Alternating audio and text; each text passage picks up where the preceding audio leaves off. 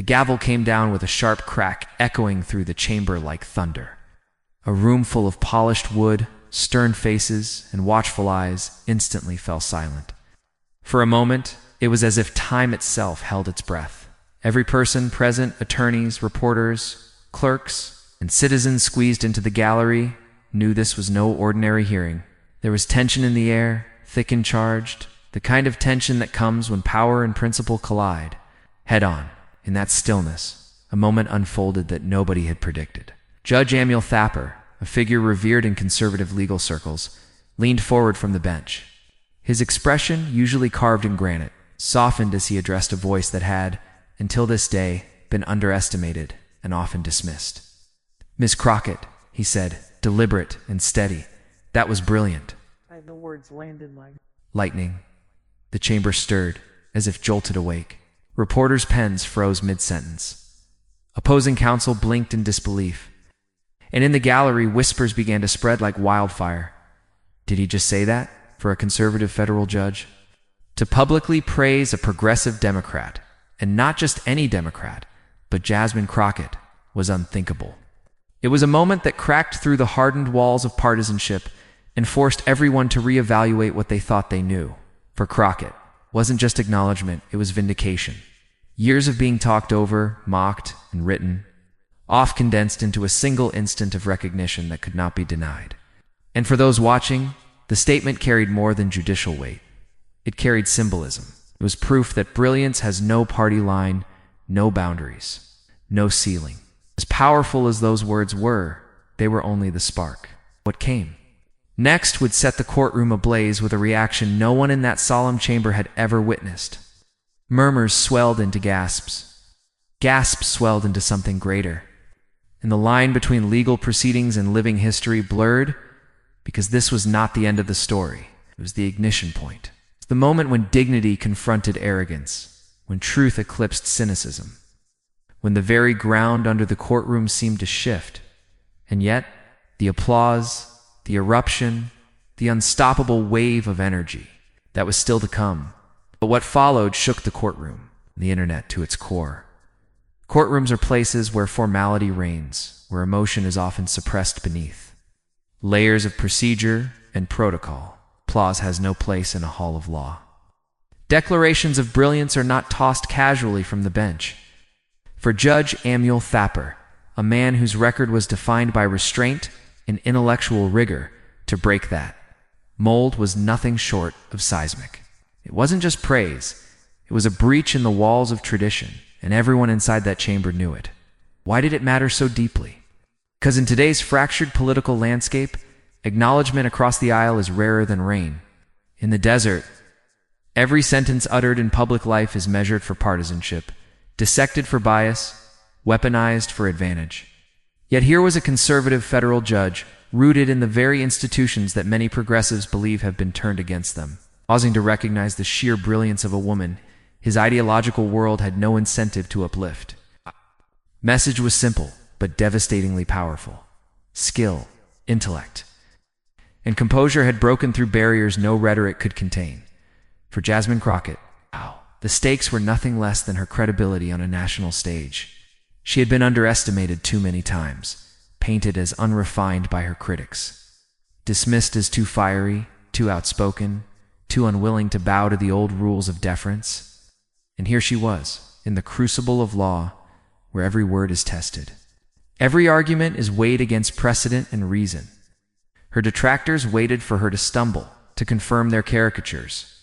Instead, she delivered a performance so precise that even her harshest skeptics were forced into silence. The moment was more than validation for Crockett. It was a stress test of America's values. Could brilliance still command respect when it came from someone the establishment wasn't built to celebrate? Could truth, delivered with clarity and confidence, cut across the deepest divides?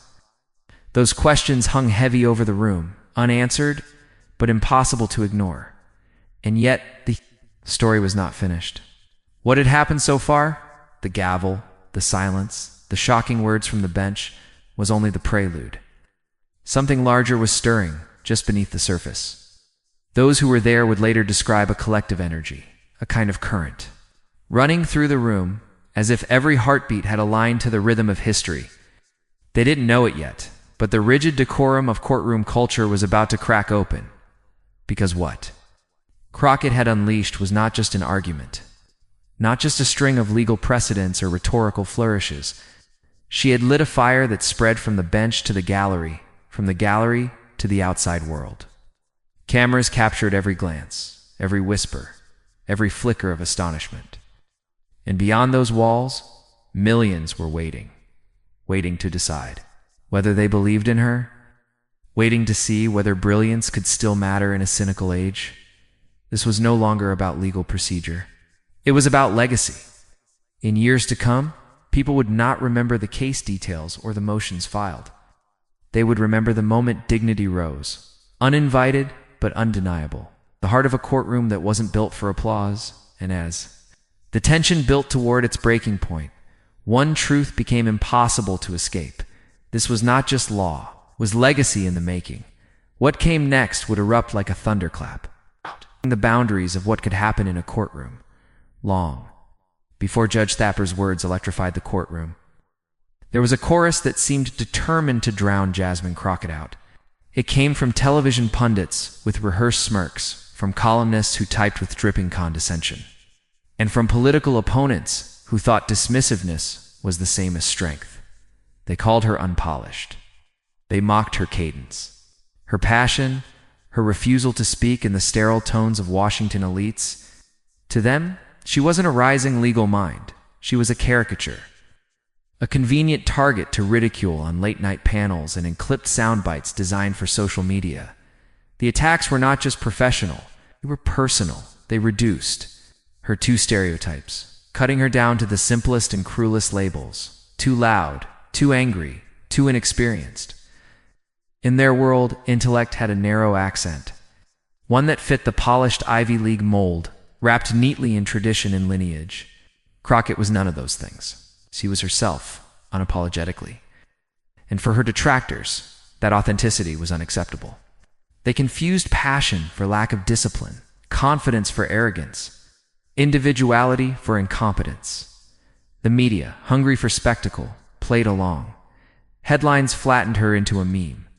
Clips were cut not to showcase her arguments, but to mock her delivery.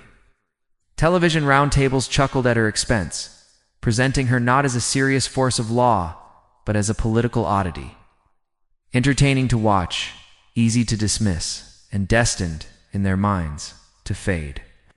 These portrayals were repeated so often that they began to stick, shaping the perception of people who had never once listened to her in full.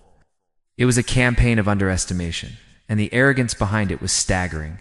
Her opponents in politics and law leaned heavily on that caricature.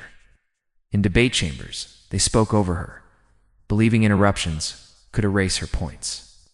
In interviews, they rolled their eyes, confident that belittling her was enough to win.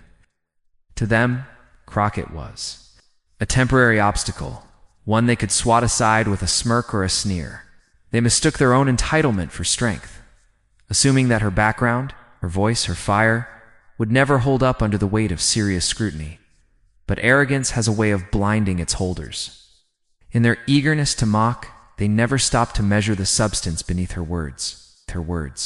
They ignored her years of practice in courtrooms across Texas, her record of standing up for clients with little power, her ability to thread the needle between law and lived experience.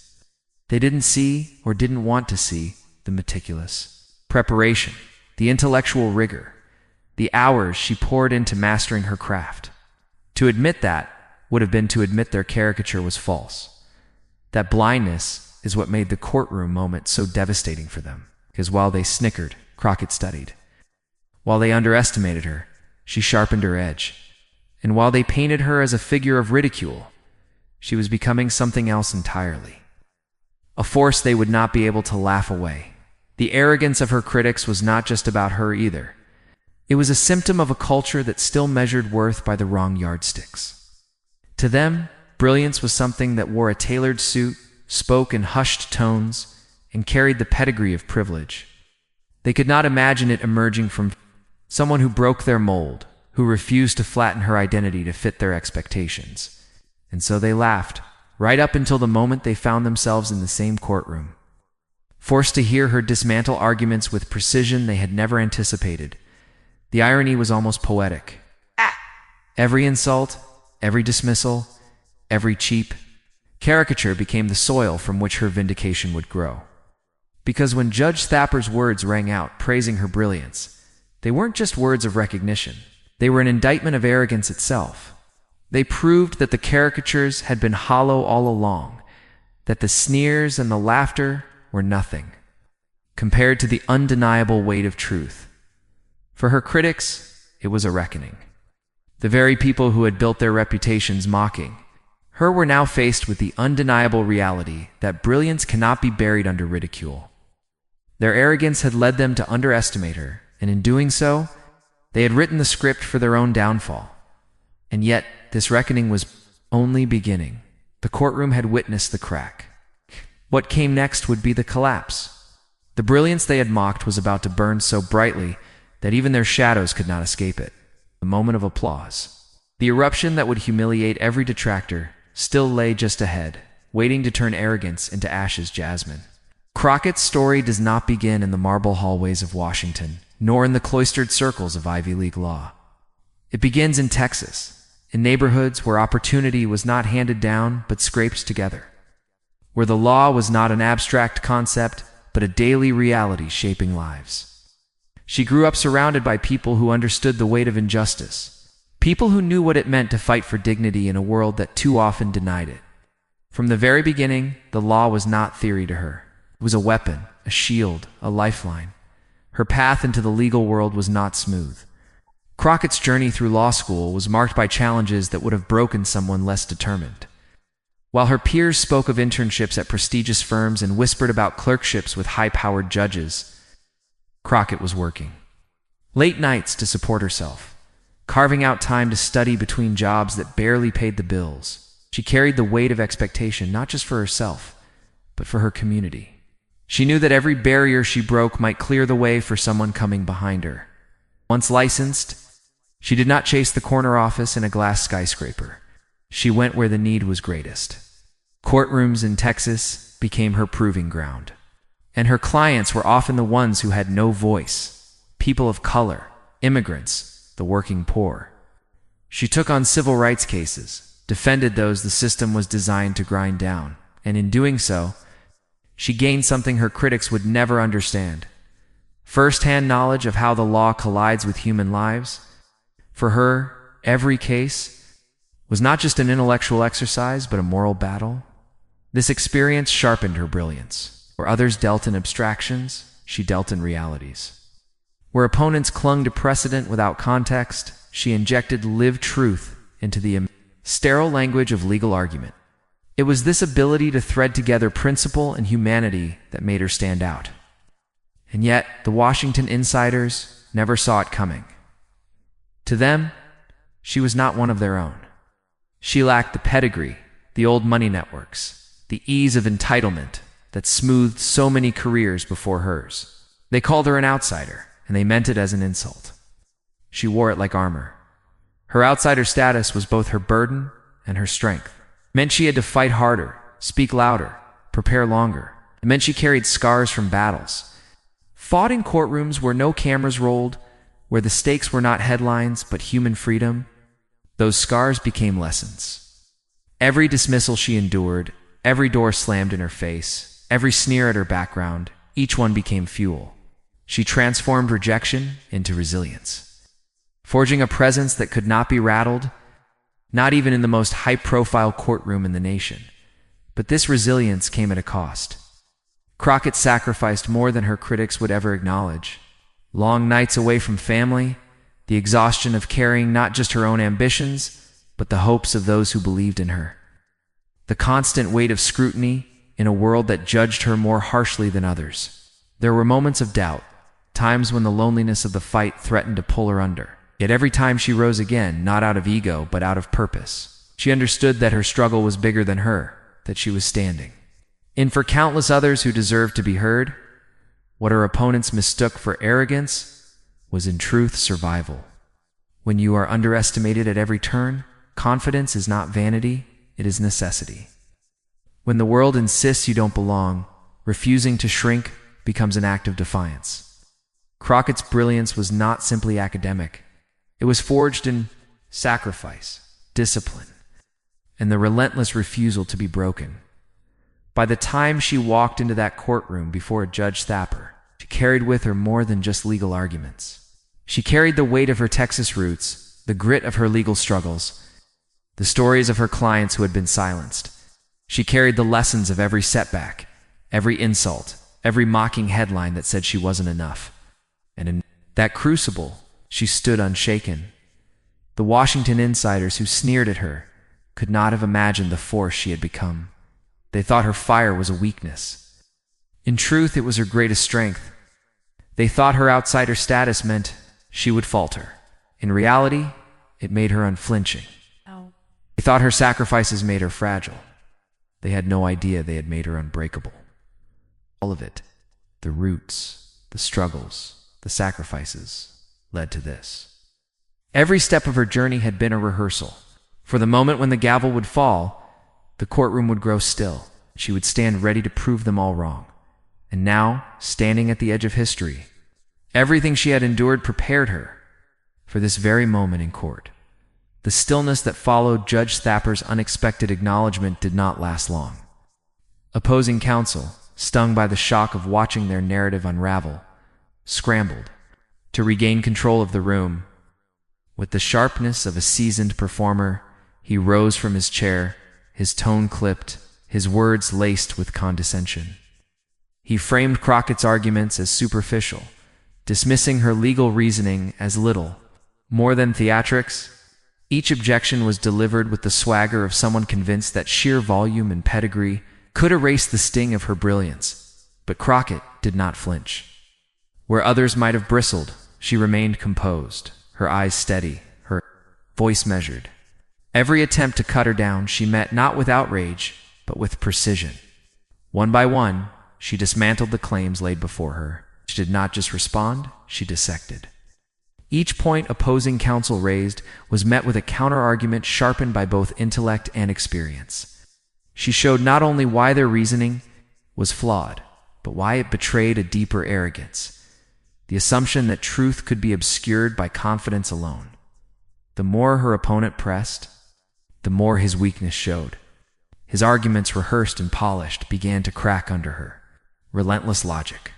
He leaned on precedent, but Crockett showed how precedent, when applied without nuance, could become a blunt instrument of injustice. He leaned on rhetoric, but she cut through it with facts, so sharp they left no room for bluster. Each exchange tightened the tension in the courtroom like a string wound too tight, ready to snap. Spectators began to feel it before they could name it. The balance of power was shifting. The once commanding voice of the opposition now sounded strained, defensive, almost desperate. In contrast, Crockett's calm only amplified her authority. She did not need to raise her voice. The clarity of her reasoning carried further than any shout could. Even in silence, she commanded the room. The gallery leaned forward, sensing that something larger than legal debate was unfolding.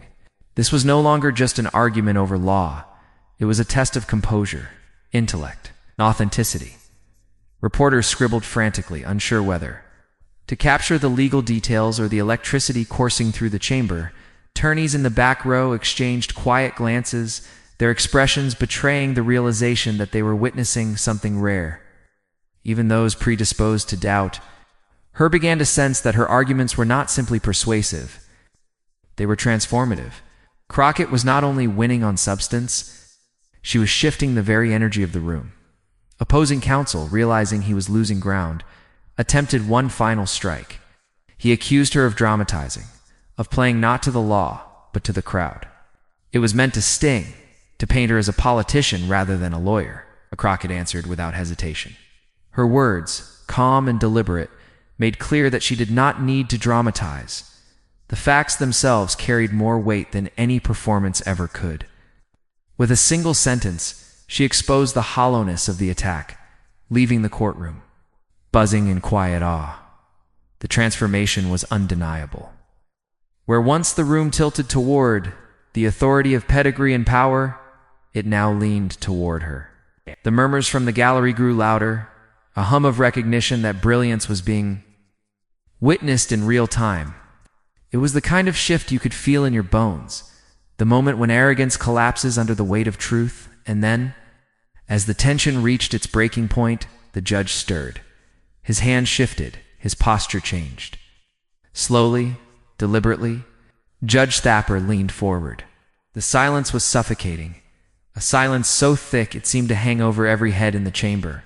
All eyes locked on Jasmine Crockett as she rose from her seat, her frame steady, her expression unreadable. She adjusted her notes with deliberate calm, but those who had been watching closely knew she did not need them. This was no performance. This was mastery born of preparation, pain, purpose. Her opponent had tried to corner her, to label her passion as theatrics, to strip her arguments down to sound and fury. But Crockett understood the moment. She understood the weight of it. And so she chose not fire, but steel. Her voice began softly, measured, almost understated.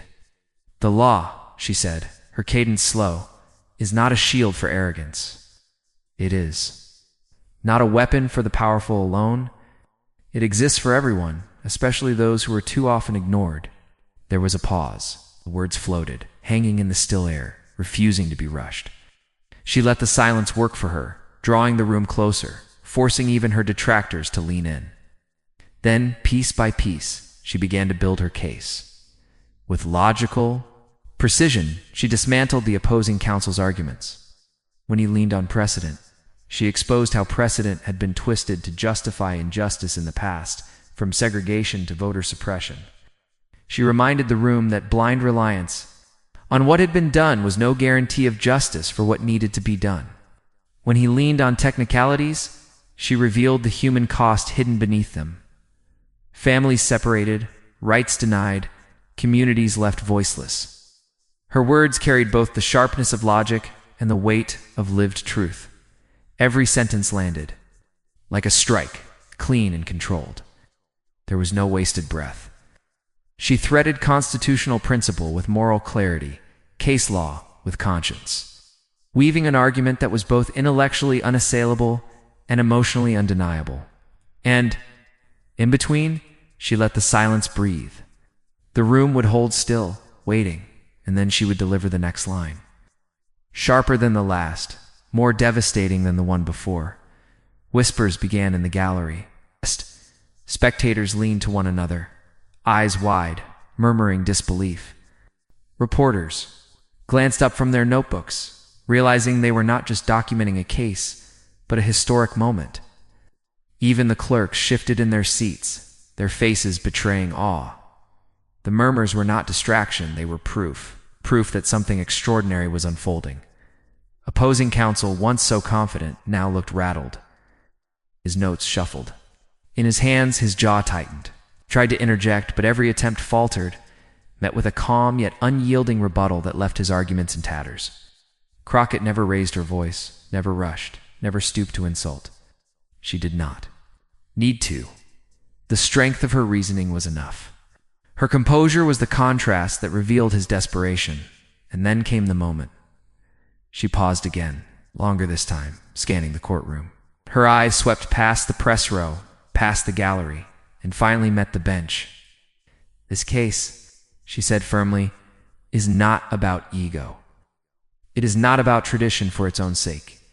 It is about the people, the real people, who are silenced when the law is twisted, when arrogance replaces principle. And today, I will not let their voices be ignored." The chamber froze. For a heartbeat, there was no sound, only the collective intake of breath. Then Judge Amul Thapar, the man known for his iron composure, leaned forward. His gaze, once impassive, now softened with something rare: admiration.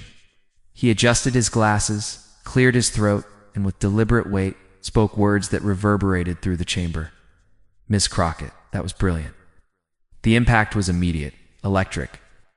The gallery gasped audibly, heads turned, jaws dropped. Reporters' pens scratched furiously, desperate to capture the exact phrasing. Even those who had doubted her found themselves stunned into silence. It was not just what he said, it was who said it. A conservative federal judge respected across ideological lines had just venerated the brilliance of a progressive Democrat he had every reason to dismiss. And then the dam broke from the back row. It started as a single clap, hesitant but uncontainable. Then another, louder, joined in. Within seconds, the courtroom erupted in applause, a thunderous wave that crashed against every rule of decorum. Judges' chambers were not built for ovations, but the people in that room could not help themselves. The moment demanded it. For once the law was not cold or distant. It was alive, undeniable. Human opposing counsel sat frozen, the color draining from his face. His arrogance, once a weapon, now looked pitiful against the reality unfolding around him. Every sneer, every dismissive word he had ever used to belittle her now echoed back at him like a hollow laugh. He had underestimated her, and in doing so, he had engineered his own undoing. Crockett did not bask. She did not raise her arms in triumph or smirk at her opponent. She simply stood there, calm, steady, composed, as if she had known all along this moment would come.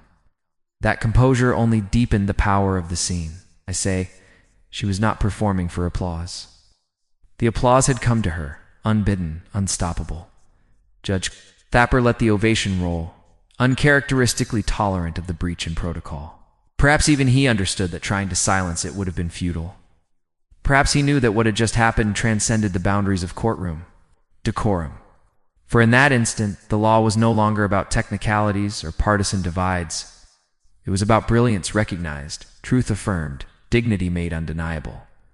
When the clapping finally subsided, the silence that followed was not the tense silence of before, but something else entirely: reverence. The air was charged, not with anticipation, but with respect. Everyone knew they had just witnessed something historic, something that would ripple far beyond those walls. And yet the true shockwaves were still to come.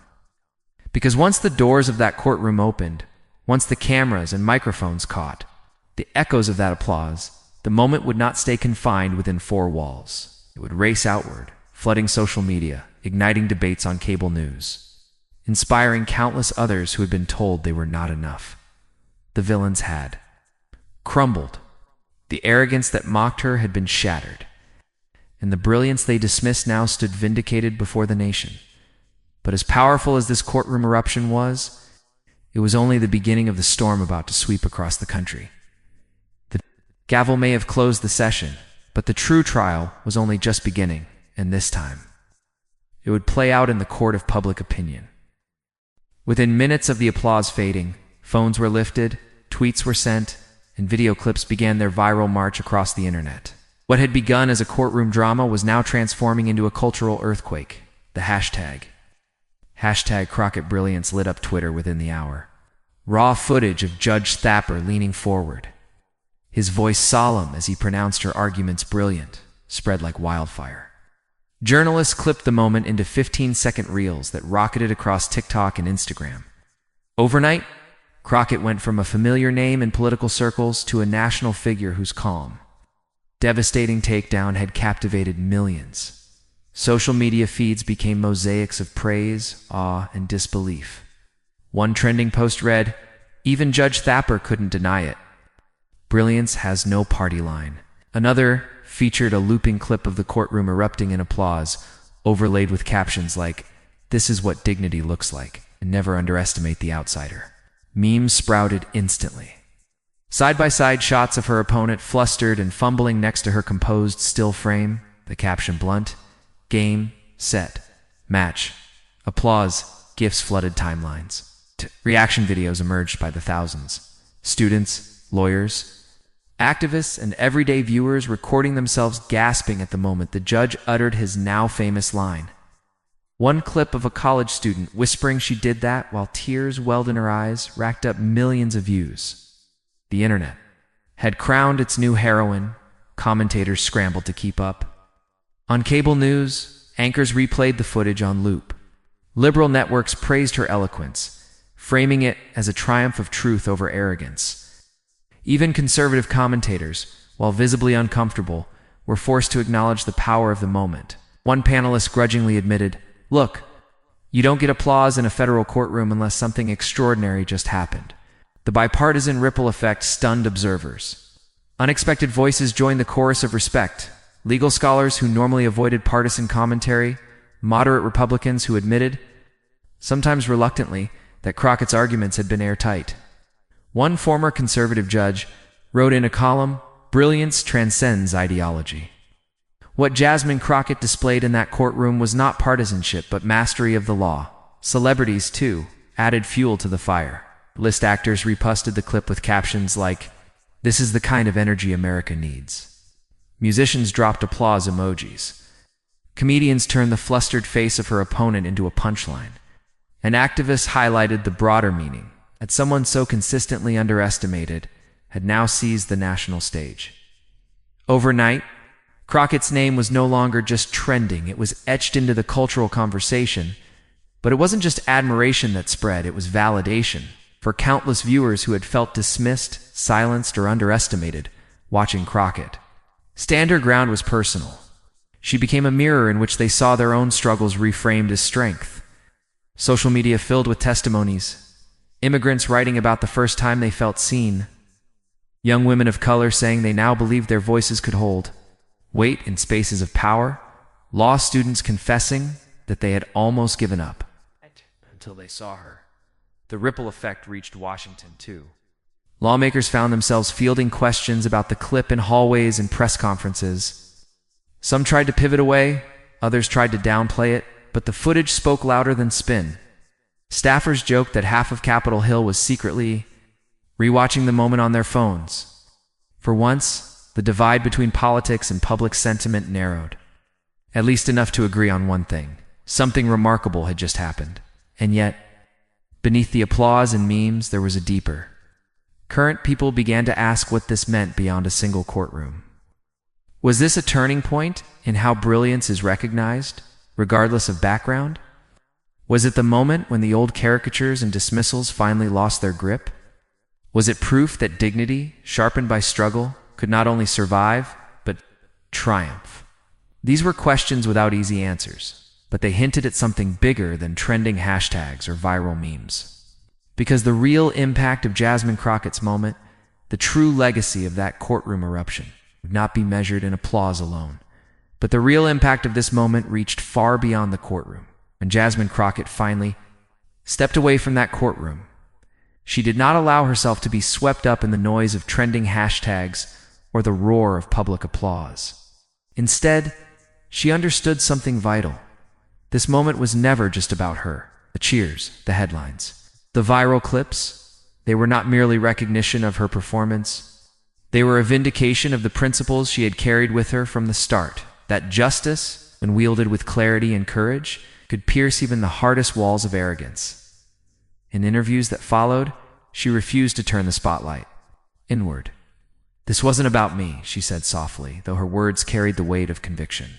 "This was about proving that truth still matters, that dignity still has power, and that brilliance can come from anyone, anywhere, not just from the circles that have always claimed it." She reframed the ovation, not as her victory, but as evidence that arrogance can only reign until truth finally speaks. The lesson was unmistakable. Intellect must triumph over arrogance. Respect must triumph over cynicism. Authenticity, sharpened by resilience, can silence even the most polished sneers. Crockett reminded the nation that the power of the law is not in the titles of those who argue it, nor in the pedigrees stamped on their resumes, but in the precision of the reasoning and the courage of the one who delivers it. And in that reminder lay something profoundly universal. People who had never set foot in a courtroom felt its resonance. Students saw in her a validation of their late nights of study. Workers saw in her a mirror of their own quiet perseverance against dismissive bosses or unjust systems. Immigrants saw in her the proof that their voices, too, could not only enter the halls of power but command them. The crescendo of her story was not just that a federal judge praised her brilliance. It was that brilliance itself had been unmasked as something bigger than party, bigger than ideology, bigger even than law. It was humanity asserting itself through intellect, resilience, and respect. For once, the gavel did not only fall in judgment, it fell in affirmation that justice, in its purest form, still carried the power to humble the mighty. What happened in that courtroom was more than a dramatic exchange. It was a reminder of what law, at its best, can be. The great equalizer. The tool that forces arrogance to reckon with principle.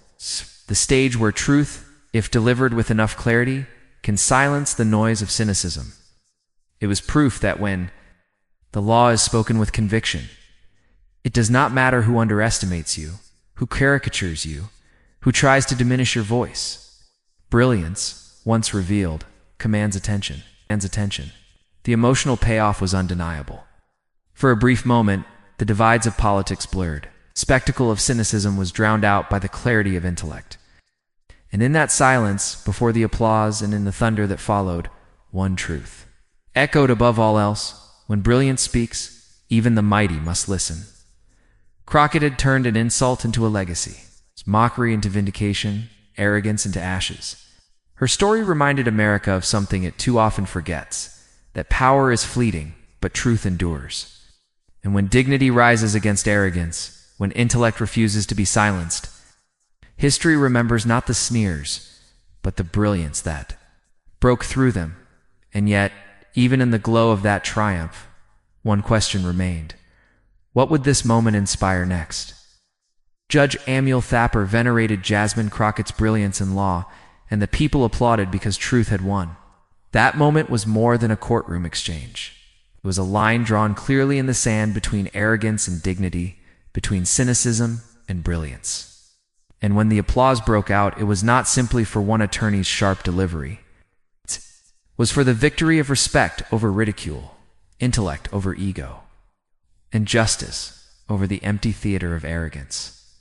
Moments like this remind us that the fight for truth is not waged only in headlines or sound bites, but in the courage to stand firm, when others would rather mock, dismiss, or silence. Crockett's victory was not just her own. It belonged to everyone who has ever been underestimated, doubted, or told they did not belong. The lesson is as clear as it is timeless. Dignity must always rise above arrogance, and when brilliance speaks, even the mighty are forced to listen. Now the question turns to us. What will we do with this moment? Will we let it fade as another viral clip? Or will we carry it forward as proof that brilliance cannot be boxed in by stereotypes, dismissed by cynicism, or ignored by arrogance? If you believe brilliance and dignity must always rise above arrogance, share this story. Share it so that others who have been underestimated see that they are not alone. Share it so that those who cling to arrogance are reminded that truth still breaks through. And if you want to be part of a community that refuses to let cynicism win, subscribe, join this movement, and stand with us. Together, we rise.